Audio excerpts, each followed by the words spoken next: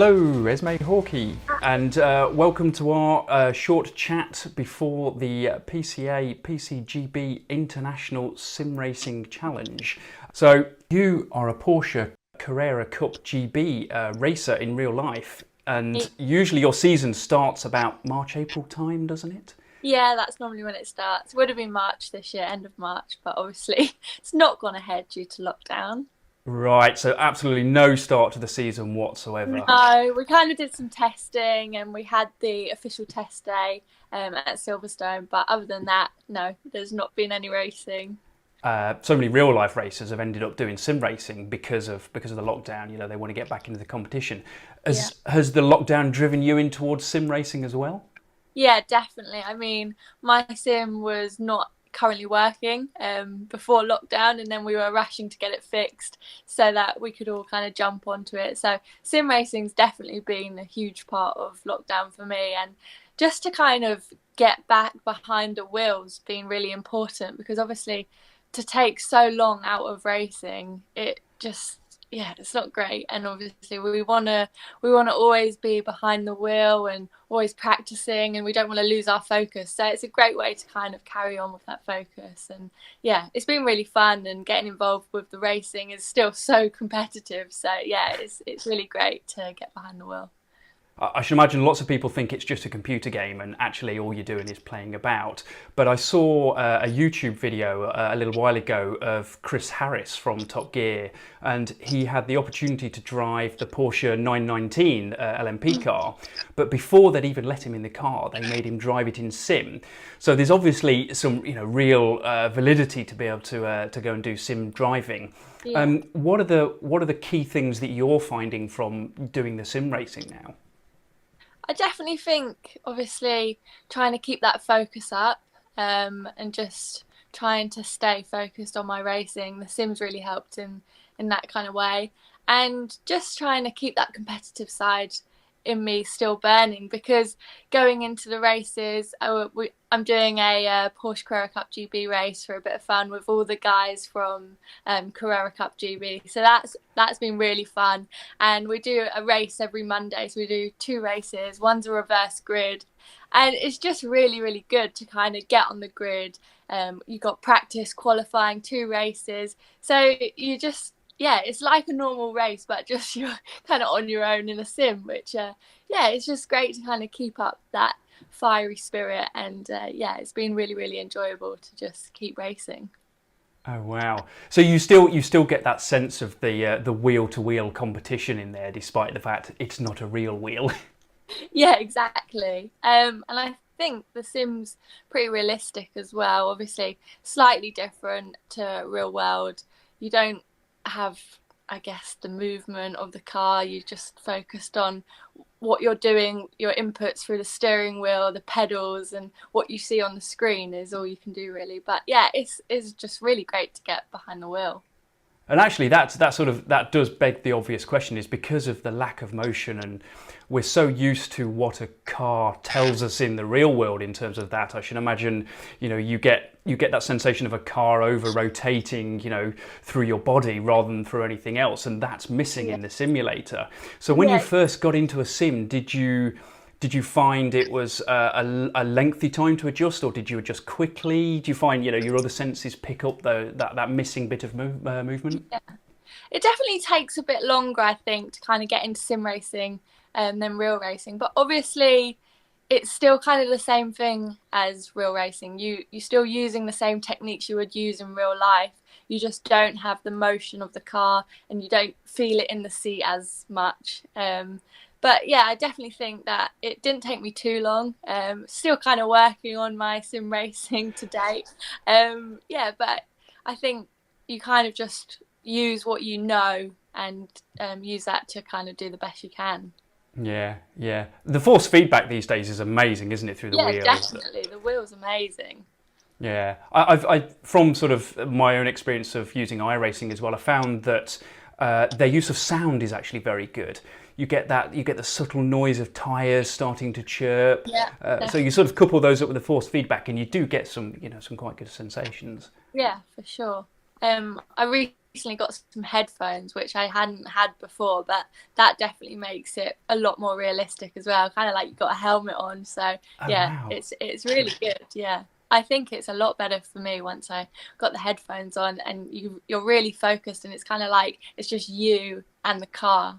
So it kind of takes you into real life where it would be you and the car racing. So yeah, I find the headphones are really, really helpful, and it's a great kind of part of my sim. Excellent, that's a great tip. So I read an interview with you recently as well, where you'd said that you started out as a young girl doing typical things like ballet and tap, Yeah. which was fascinating. But you were watching your father kart racing. So what was it about the racing that really made you want to go and do that instead?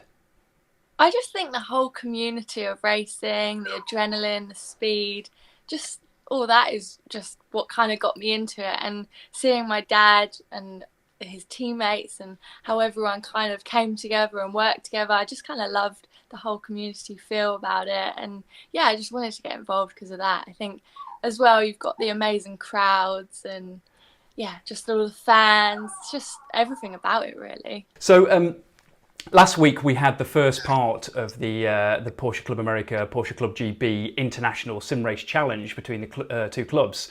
And after the race had finished, some of our guys had had good races, some of them hadn't.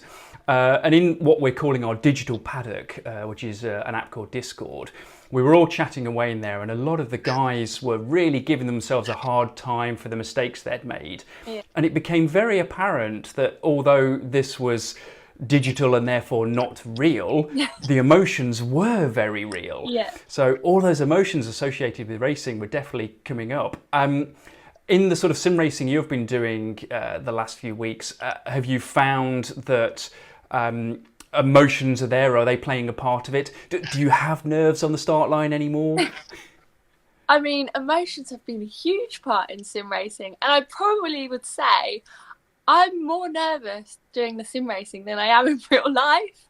I don't know why. Wow. But just, yeah, it is quite nerve-wracking, and there are some really high emotions that kind of run through when you're doing it. And I don't know, it's such a competitive feeling, and you just want to do the best you can. And when you make those mistakes, you're like, oh, I know I'm better than this. And yeah, it is really like you do get really emotional when you're doing it, and you just get, I think in the sim as well, you get like so hot and sweaty and flustered and it's like you're in a real car and you're like, what is up with me? It's just the sim, and I need to just like not worry about it so much. But it does kind of take you into like real situations where you do get flustered and you do get those emotions that you would in real life. Yeah, it's crazy really. It's fantastic to hear. Do you know what? I think there's a lot of sim racers who are going to take a lot of reassurance from that, myself included, because I always get nerves sitting on the start line of a sim race. It's yeah, well, it's fantastic to hear. So how do you overcome those nerves, or do they go just as soon as you start racing? They definitely go as soon as I start racing. I think it's just that kind of start line, and you don't want to mess it up. And yeah, it's kind of, that's where the nerves really start to kick in when you're waiting for the lights to go green. But I think once you get into your rhythm and you start kind of getting that breathing pattern correct, then that definitely helps me to calm my nerves. Fantastic. So in Porsche Carrera Cup GB, there is the very, very obvious standout thing that you are the only female driver in the GB Champs at the moment. Yeah. And one of the things that you can be sure of is that kids will notice something different straight away. Yeah, and definitely. are you finding that youngsters are noticing that you're the only female driver and therefore are paying you more attention? You know, do you get more questions from the youngsters in the paddock?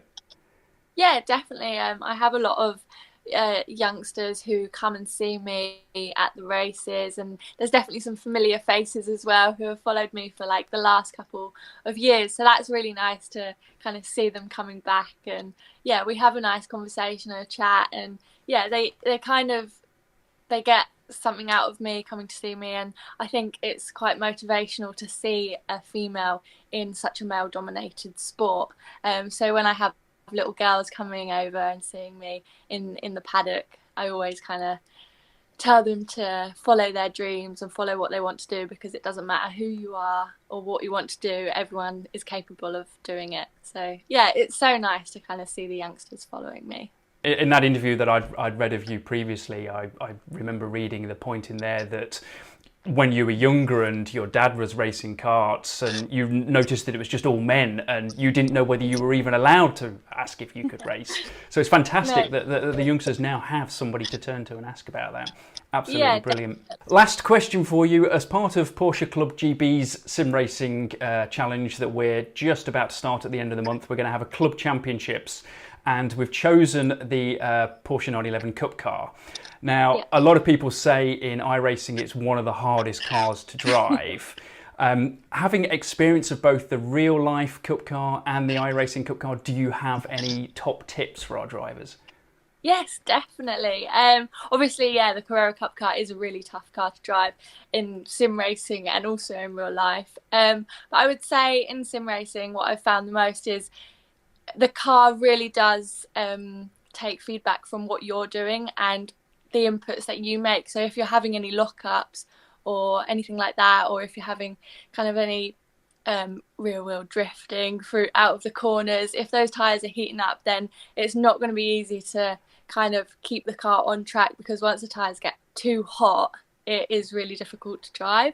But also I'd say that you need to focus on your braking points and getting the car into the apex, because if you're going to miss the apex, then you're just going to be sliding away from the corner and having you're just going to be sliding away from the corner, and you're not going to be able to get the exits that you need to go fast in the car. So those are kind of my top tips. Fantastic.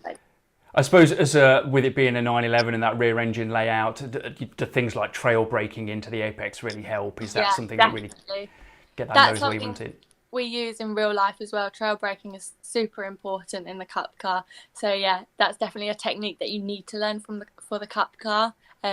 Maybe not so much in other cars, but yeah, it's a massive advantage in the Cup car. And once you kind of learn that technique, then yeah, that's how you go fast. Fantastic. Well, Esmee, thank you so much for taking the time to come and talk to us today. It's brilliant to hear your story. I hope that the rest of the season does get going and that the sim racing practice you've had actually helps you out in the real world. So thanks again for your time today. Thanks very much. I hope so too. Thanks. Bye-bye. Thank you. Bye.